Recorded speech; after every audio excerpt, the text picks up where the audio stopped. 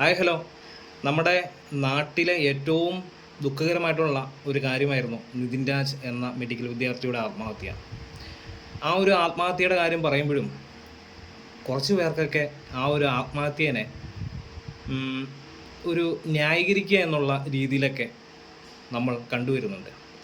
അത് ചില വീഡിയോസിൻ്റെയൊക്കെ അടിയിൽ വരുന്ന മെസ്സേജസൊക്കെ കാണുമ്പോൾ കുറ്റം ചെയ്തവരെ എന്താ പറയുക, അവരെ നീതീകരിക്കുന്ന ഒരു രീതിയിലായിട്ടുള്ള കുറേ മെസ്സേജൊക്കെ കാണാനിടയായി. നമ്മുടെ നാട്ടിലെ വിദ്യാർത്ഥി സംഘടനകളെല്ലാം ഈ പറയുന്ന മെഡിക്കൽ വിദ്യാർത്ഥിനിയുടെ ആത്മഹത്യയ്ക്ക് ശേഷം കുറ്റം ചെയ്ത അധ്യാപകർക്കെതിരെ അല്ലെങ്കിൽ അവരെ പിരിച്ചുവിടുക അല്ലെങ്കിൽ അവരെ ജയിലിൽ അടയ്ക്കണം എന്നുള്ള ആ ഒരു ആവശ്യങ്ങളുമായിട്ട് പല വിദ്യാർത്ഥി സംഘടനകളും അവരുടെ നിതിൻ രാജിൻ്റെ സഹപാഠികളൊക്കെ ഈ ഒരു മീഡിയയ്ക്ക് മുമ്പിൽ രംഗത്തെത്തിയിട്ടുണ്ട്. ശരിക്കും ഇത് ഇവിടെ ഒരു ചെറിയ നിസ്സാരമായിട്ടൊരു 1-2 ആഴ്ച അല്ലെങ്കിൽ ഒരു മാസത്തിലൊക്കെ തീരാവുന്ന അല്ലെങ്കിൽ വേറൊരു ബിഗ് ന്യൂസ് വരുമ്പോൾ തീർന്നു പോകാവുന്ന ഒരു കാര്യമായിട്ട് ഈ ഒരു കാര്യങ്ങളെ നമ്മൾ എടുക്കരുത്. ഇത് കാലാകാലങ്ങളായിട്ട് നൂറ്റാണ്ടുകളായിട്ട് നടക്കുന്ന കാര്യങ്ങളാണെന്ന് നമുക്കറിയാം. ഇന്ത്യയിൽ നിന്നല്ല, കേരളത്തിൽ നിന്നല്ല, ലോകമെമ്പാടുമായിട്ട് ജാതിയുടെ, ഈ വംശത്തിൻ്റെ അല്ലെങ്കിൽ ഈ നിറത്തിൻ്റെ, പൊക്കക്കുറവ്, വണ്ണക്കുറവ്, അങ്ങനെ ഏത് ഫാക്ടർ എടുത്താലും ഒരു കളിയാക്കലുകൾ അല്ലെങ്കിൽ ഒരു അധിക്ഷേപം ഏറ്റിട്ടില്ലാത്ത ആരും തന്നെ ഉണ്ടായിട്ടില്ല. ഒരു 98% പേര് അല്ലെങ്കിൽ 99% പേരും എന്തെങ്കിലും ഒരു കാര്യത്തിൻ്റെ പേരിലെങ്കിലും കളിയാക്കലുകൾ നേരിട്ടിട്ടുണ്ടാവാം.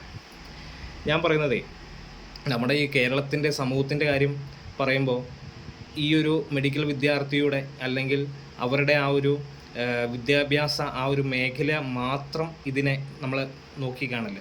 നമ്മുടെ കേരള സമൂഹത്തിലുള്ള എല്ലാ മേഖലകളിലും ഇപ്പോൾ പൊളിറ്റിക്കലി നോക്കുകയാണെങ്കിൽ അല്ലെങ്കിൽ നമ്മുടെ ആരാധനാലയങ്ങൾ എല്ലാം നോക്കുകയാണെങ്കിൽ വ്യത്യസ്ത മതങ്ങളുടെ, അല്ലെങ്കിൽ നമ്മുടെ സോഷ്യലിൽ പല കാര്യങ്ങൾ, അല്ലെങ്കിൽ നമ്മൾ ജോലി ചെയ്യുന്ന സ്ഥലങ്ങൾ, പോലീസ് സ്റ്റേഷനുകൾ, അങ്ങനെ പല ഏത് ഫാക്ടറി അല്ലെങ്കിൽ ഏത് ടെക്നിക്പരമായിട്ട് നമ്മൾ ഏത് കാര്യങ്ങളും എടുക്കുകയാണെങ്കിൽ അവിടെയൊക്കെ ഈ ഒരു സംഭവം ഉണ്ട്.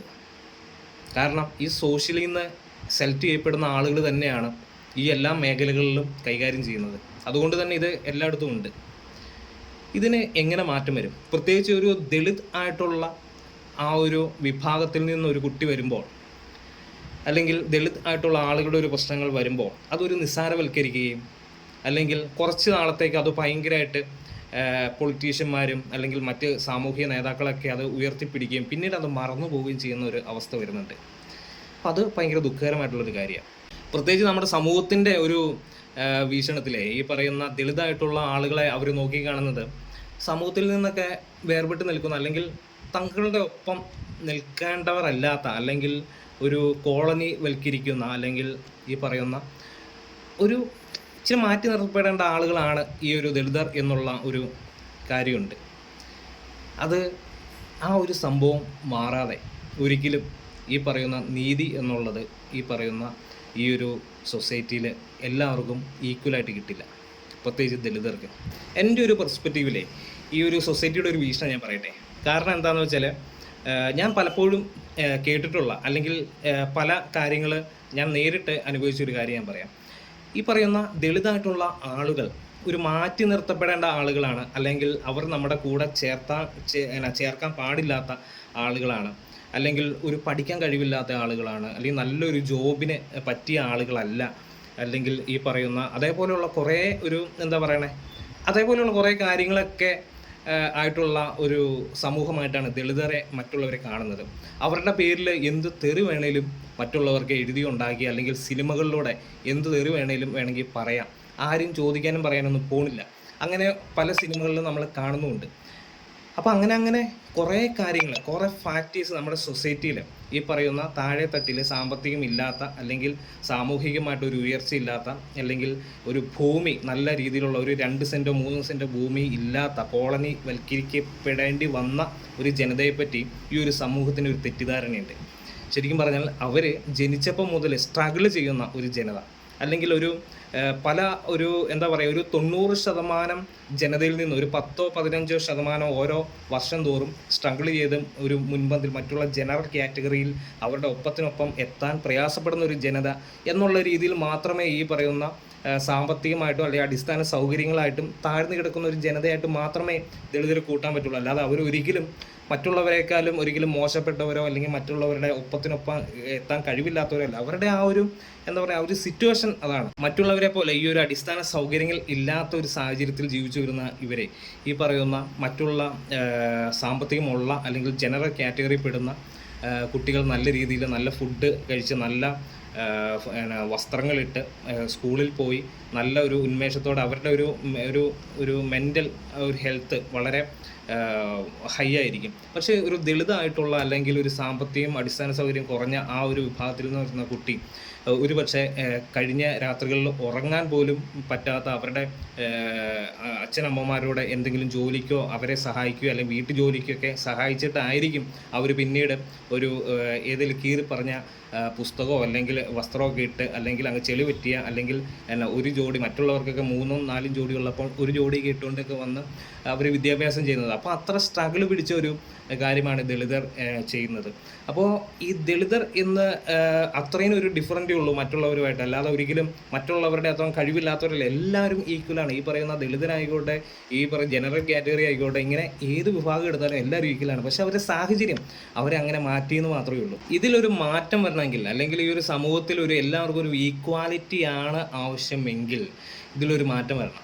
ഒന്നാമത്തെ കാര്യം എന്ന് പറഞ്ഞാൽ ഈ ദളിതമായിട്ടുള്ള ആളുകളെ കാണുന്ന മറ്റുള്ള ആളുകളുണ്ടല്ലോ, ഈ പറയുന്ന അവരിലൊരു മാറ്റം വരണം. അല്ലെങ്കിൽ ദളിതമായിട്ട് നിൽക്കുന്ന ആളുകളുടെ ഒരു മാറ്റം വരണം. ഈ രണ്ട് രീതിയിൽ മാറ്റം വന്നാൽ മാത്രമേ കാര്യങ്ങൾക്കൊരു അല്ലെങ്കിൽ ഈ പറയുന്ന ഓരോ പ്രശ്നങ്ങൾ വരുംതോറും നമ്മളിങ്ങനെ ഒന്നോ രണ്ടോ ആഴ്ച അല്ലെങ്കിൽ ഒരു മാസം ഇതിനെക്കുറിച്ചൊന്ന് വിലപിക്കുകയും പിന്നെ അത് മറന്നു പോവുകയും ചെയ്യും.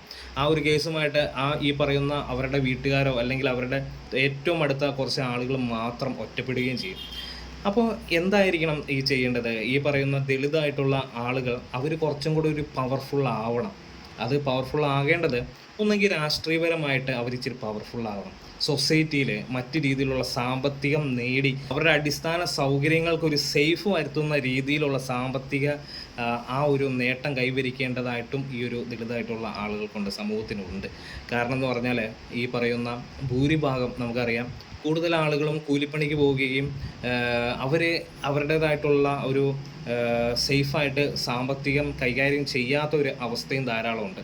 കൂടുതലും മദ്യപാനികളായിട്ട് പോകുന്ന കുറേ കാര്യങ്ങളൊക്കെ ഇവിടെയുണ്ട്. അപ്പോൾ അതിലൊക്കെ ഈ ഒരു സൊസൈറ്റി ഒരിക്കലും ഒരു ഉയർച്ച പ്രാപിക്കാതെ നിൽക്കുന്ന, ഒരു അടിസ്ഥാന സൗകര്യങ്ങൾക്ക് ഒരു മാറ്റം വരാത്ത രീതിയിൽ നിൽക്കുന്ന ഒരു കാര്യം ഇവിടെയുണ്ട്. അപ്പം അതിലൊക്കെ ഒന്ന് നോക്കണം. അതിൽ ഏറ്റവും ഇമ്പോർട്ടൻസ് ഞാൻ ഏറ്റവും ആദ്യം പറഞ്ഞത് തന്നെ രാഷ്ട്രീയമാണ്. ഈ ഒരു രാഷ്ട്രീയത്തിൻ്റെ കാര്യം പറയുമ്പോൾ തന്നെ പല രാഷ്ട്രീയ പാർട്ടികളിലും ഈ പറയുന്ന അടിസ്ഥാന സൗകര്യങ്ങളില്ലാത്ത അല്ലെങ്കിൽ ഏറ്റവും താഴെ തട്ടി നിൽക്കുന്ന ഒരു ജനസമൂഹം അവർ ഈ ഒരു രാഷ്ട്രീയ പാർട്ടികളുടെ വാലറ്റത്ത് മാത്രം നിൽക്കുന്ന ഒരു സ്ഥിതി വിശേഷമാണുള്ളത്.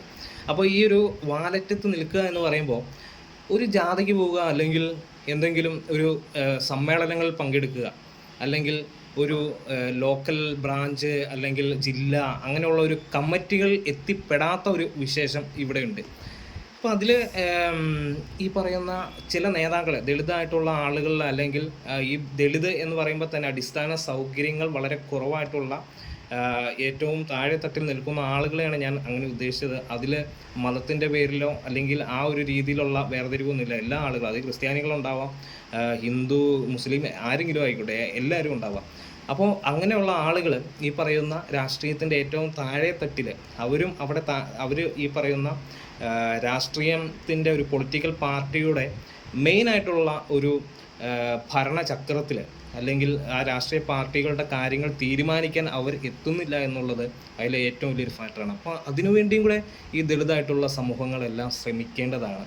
ഒരു 1-2 നേതാക്കന്മാരെ അവിടെ ഇവിടെയും എന്തെങ്കിലും ഒരു ബ്രാഞ്ച് ഒരു ലോക്കൽ ആയിട്ട് എവിടെയെങ്കിലും കയറ്റിയിട്ട് ഈ ഇത്രയും ആയിരക്കണക്കിന് ആളുകൾ, ഒരു പ്രദേശത്തെ ആയിരക്കണക്കിന് ആളുകളെല്ലാം കൺട്രോൾ ചെയ്യുന്നത് അങ്ങനെയൊക്കെയാണ് എന്നുള്ളതാണ് എൻ്റെ ഒരു ഇതിനെക്കുറിച്ചുള്ള ഒരു പഠനത്തിൽ നിന്ന് എനിക്ക് മനസ്സിലായിട്ടുള്ളത്.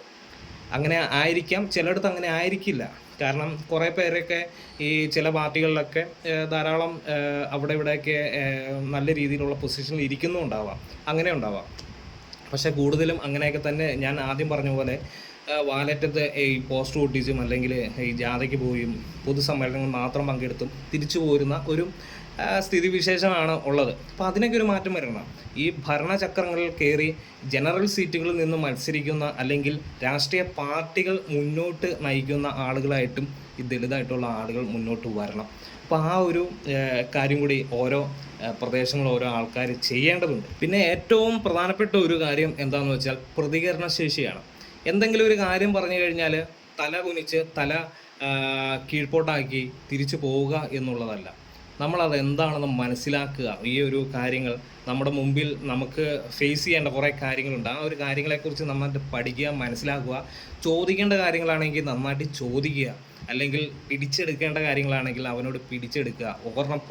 ഒരുത്തൻ്റെ പൊട്ടിക്കേണ്ട കാര്യങ്ങളാണെങ്കിൽ വേണ്ടി വന്നാൽ അതിനും മുതിരേണ്ട ഒരു കാര്യം കൂടി ദളിതന് ഉണ്ട് എന്നുള്ളതാണ്.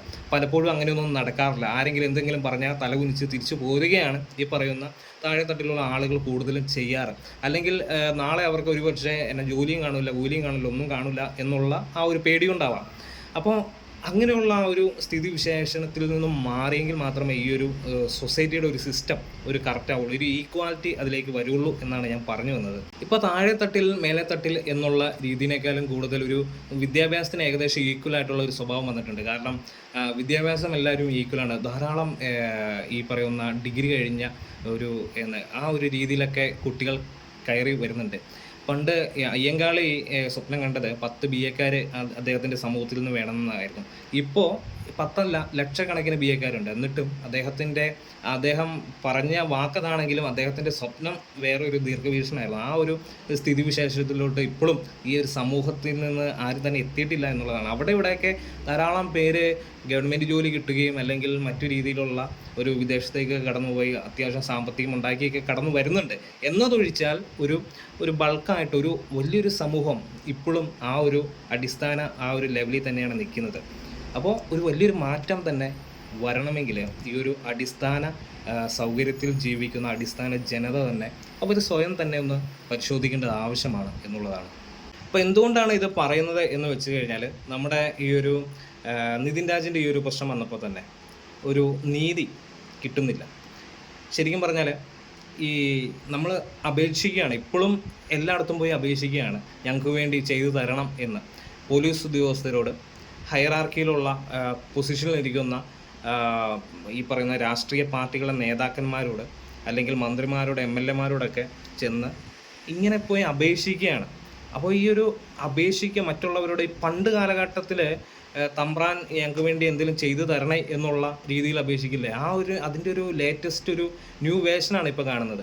അപ്പം അതിന് തുനിയാതെ എല്ലാവരും ഈ പറയുന്ന ആ ഒരു പൊസിഷനിലും കൂടെ എത്തുക എന്നുള്ളതല്ല ഇതിൽ ഏറ്റവും വലിയ കാര്യം. ഈ പറയുന്ന താഴെത്തട്ടിലുള്ള ആളുകൾ ആ ഒരു പൊസിഷനിൽ എങ്ങനെയും എത്തിപ്പെടുക എന്നുള്ളതാണ്. അപ്പോൾ എന്താണ് ഒരു മെറിറ്റിൽ എല്ലാവരും അടിച്ചു കയറി വരിക എന്നുള്ളത് മാത്രമേ ഇതിൽ കാര്യമുള്ളൂ. അല്ലാതെ നമ്മൾ റിസർവേഷൻ മാത്രം നോക്കുക, അല്ലെങ്കിൽ റിസർവേഷനിലൂടെ മാത്രം കയറി വന്ന് അവിടെ ഇവിടെയും പിയൂണായിട്ടും അല്ലെങ്കിൽ അറ്റൻഡറായിട്ടും 1-2 പേരൊക്കെ അവിടെ ഇവിടെയൊക്കെ എന്തെങ്കിലുമൊക്കെ ഇച്ചിരി ഹൈ പോസ്റ്റിലൊക്കെ വരും. പക്ഷെ അങ്ങനെയൊന്നുമല്ല, എല്ലായിടത്തും അടിച്ചു കയറി വരിക. അതിന് വേണ്ടി ചെയ്യേണ്ടതെന്ന് പറഞ്ഞാൽ പൊളിറ്റിക്കൽ പാർട്ടികളിൽ ഹൈ ആയിട്ടുള്ള പൊസിഷനിൽ ഓരോ ആളുകൾ എത്തുക, അടിസ്ഥാന ആ രീതിയിൽ ജീവിക്കുന്ന എല്ലാ ആളുകളും എത്തുക എന്നുള്ളതാണ്. അവിടെ ജാതിയോ മതം അതൊന്നും നോക്കണ്ട, എല്ലാവരും കഴിവുള്ള ആളുകൾ എത്തിപ്പെടാൻ വേണ്ടി മേളിൽ നിൽക്കുന്ന ഒരു പൊസിഷനിലിരിക്കുന്ന ഒരു ദളിത് സമൂഹത്തിലെ ആളുകൾ മറ്റുള്ളവനെ സഹായിക്കുക, കയറി വരാൻ വേണ്ടി, അല്ലെങ്കിൽ അവന് സപ്പോർട്ട് കൊടുക്കുക, പുറകിൽ നിൽക്കുന്നവർ അവനെ അനുകൂലിച്ച് സപ്പോർട്ട് കൊടുക്കുക. അങ്ങനെയുള്ള കാര്യങ്ങൾ നടക്കാത്തത് കൊണ്ടാണ് ഈ സംഭവങ്ങളൊന്നും ആവാത്തത്.